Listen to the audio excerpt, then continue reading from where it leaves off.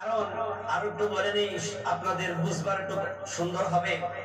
হাসরের ময়দান যেদিন শেষ হয়ে যাবে, জান্নাত আর জাহান্নাম দুটো দলে ভাগ হয়ে যাবে।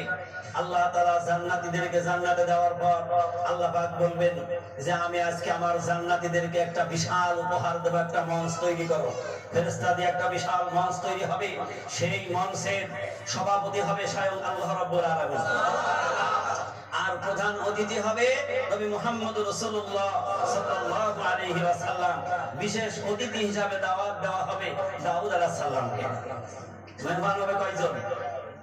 প্রধান অতিথি হলো স্বয়ং নবী মুহাম্মদ রাসূলুল্লাহ, আর বিশেষ মেহমান হলো দাউদ আলাইহিস সালাতু ওয়াস সালাম। আর সেই মঞ্চের সভাপতি হবে স্বয়ং আল্লাহ রাব্বুল আলামিন। তো সেই দিন আল্লাহ তাআলা বলবে আজকে তোমাদেরকে এমন একটি জিনিস তোমাদেরকে উপহার দেওয়া হবে, এমন একটি জিনিস তোমাদের মাঝে ব্যক্ত করা হবে। সেইটা হলো আমি আজকে তোমাদের সাথে সাক্ষাৎ করব। সুবহানাল্লাহ। আল্লাহ এসে বসে যাবেন আর বলবে তোমাদেরকে খালি খালি তো সাক্ষাৎ হবে না। তো আল্লাহ তাআলা দাউদ আলাইহিস সালামকে ডাক দেবেন, দাউদ আমি পৃথিবীতে তোমার খুব সুন্দর কণ্ঠ দিয়েছিলাম, তোমার কণ্ঠ দিয়ে তুমি কোরআনুল কারীম একটু তেলাওয়াত করে শোনাও। আল্লাহর পয়গম্বর দাউদ আলাইহিস সালাতু ওয়াস সালাম আল্লাহ রাব্বুল আলামিনের দেওয়া কণ্ঠে কোরআনুল কারীম তেলাওয়াত করবে। জান্নাতি ওয়ালারা পাগল হয়ে যাবে, হোশ খারাপ হয়ে যাবে, মনে মনে বলতে থাকবে হায় দুনিয়ার মধ্যে যদি সময়টুকু অবহেলায় ব্যয় না করে এই কোরআনুল কারীমের সাথে যদি সম্পর্ক রাখতাম, তাহলে হয়তো আল্লাহ তাআলা আরো বেশি মুজিজা বাড়িয়ে দিত, আরো বেশি আমাদেরকে নিয়ামত দিয়ে দিত। কেন দুনিয়ায় সময়টা অবহেলায় কাটিয়েছি?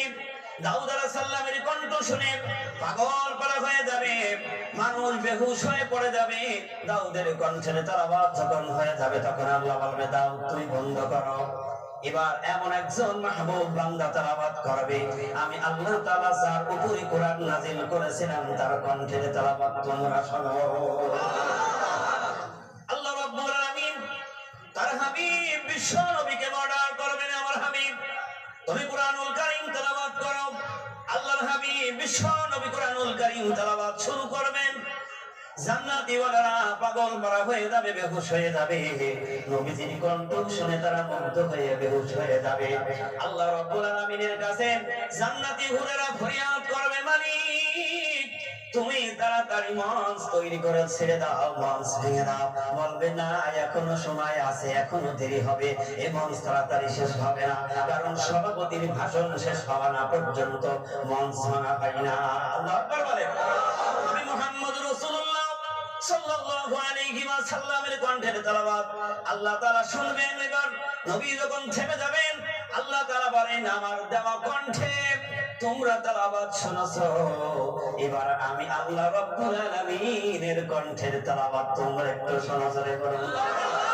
মহান আল্লাহ তাআলা যখন কালাম পাক তেলাওয়াত শুরু করবেন জান্নাতের সব বেহুশ হয়ে যাবে। সুবহানাল্লাহ বলেন। এবার জান্নাতি হুরেরা কান্নাকাটি করবে আর বলবে মালিক আমাদের স্বামী আমরা ফিরিয়ে যাব পাবো না, কারণ সব তো বেহুশ হয়ে যাচ্ছে। জান্নাতে এই কালাম পাক তেলাওয়াত করে শোনানো হবে, কারণ এই কালাম পাক হইল পৃথিবীর সবচাইতে শ্রেষ্ঠ মুজিজার কিতাব। যা কোন পয়গম্বরের উপরে হয়নি, একমাত্র নবী মুহাম্মদ রাসূলুল্লাহ সাল্লাল্লাহু আলাইহি ওয়াসাল্লামের উপরে মহান মালিক আল্লাহ তাআলা এই কালাম পাক নাযিল করেছে। সুবহানাল্লাহ। এই কালাম পাকের সাথে যারা সম্পর্ক করবে আল্লাহ তাআলা বলছেন আমি তাদেরকে জিন্দেগীর গুনাহ মাফ করে দেব, তাদেরকে হিদায়াতওয়ালা বানিয়ে দেব। আমি আল্লাহ তাআলা তাদের দিলটাকে এমন মজবুত, এমন নূর পয়দা করে দেব, ওই ব্যক্তি কালাম পাকের আমল করেছে সে যদি জাহান্নামেও যায় তবু জাহান্নামের আগুন তাকে স্পর্শ করবে না। সেই কালাম পাকের মজলিসে আমরা এসেছি, আমরা এসে বসে গেছি। আমি নালায়েক গুনাহগার, বিদ্যা নেই, বুদ্ধি নেই, ইলম নেই, একটা আলিফের জ্ঞান নেই। আপনারা আল্লাহওয়ালা আছেন, তাকওয়া পরহেজগারি আছেন, আমি আপনাদের পায়ের ধুলার যোগ্য নই। শুধু আমার মুর্শিদের হুকুম আর মুরব্বিদের আদেশ পালনার্থে দাঁড়িয়েছি। এত বড় মজলিসে দাঁড়িয়ে কথা বলার যোগ্যতা আমার মোটেও নেই। যদি বেয়াদবি ভুল ত্রুটি হয়ে যায় আল্লাহর রাস্তায় আপনারা মাফ করে দেবেন।